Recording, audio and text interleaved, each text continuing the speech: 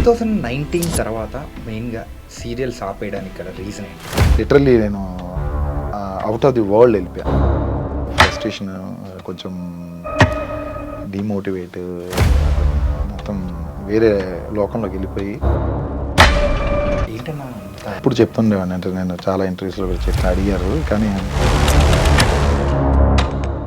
ఎవరికైనా ఒక అంటే ఒక డౌన్ అనేది వస్తది.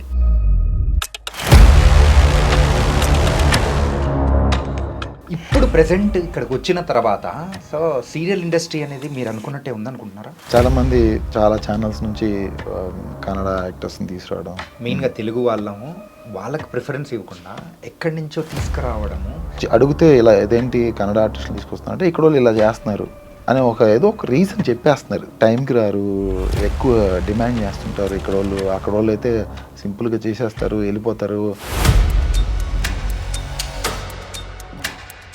డైరెక్ట్ బెంగళూరులో వెళ్ళి బెంగళూరులోనే ఆడిషన్స్ పెడుతున్నారు. మామూలుగా ఉన్నా పర్లేదు, వాళ్ళు డైలాగులు కొట్టడం, మళ్ళీ మీ వల్ల ఏం కాక మమ్మల్ని అక్కడి నుంచి పిలుస్తున్నారు. బిగ్ బాస్లో మొన్న ఎక్కువ మంది కే బ్యాచ్ వాళ్ళు ఎక్కువ ఉన్నారు, వాళ్ళకే ఎక్కువ ప్రిఫరెన్స్ ఇస్తారు. కొన్ని తెలుగు వాళ్ళని తీసుకోకుండా ఆల్రెడీ ఒక బిగ్ బాస్లో చేసిన వాళ్ళని ఇక్కడ తీసుకొచ్చి ఫేమస్ చేయాల్సిన అవసరం ఏముంది?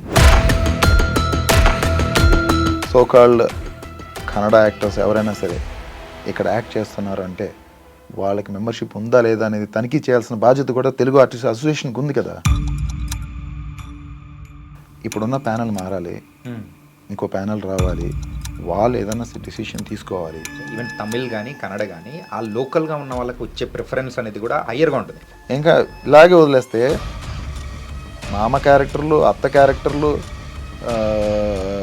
కొడుకు చెల్లెలు క్యారెక్టర్, అన్ని క్యారెక్టర్లు అక్కడి నుంచి ఇంపోర్ట్ చేసుకుంటారు.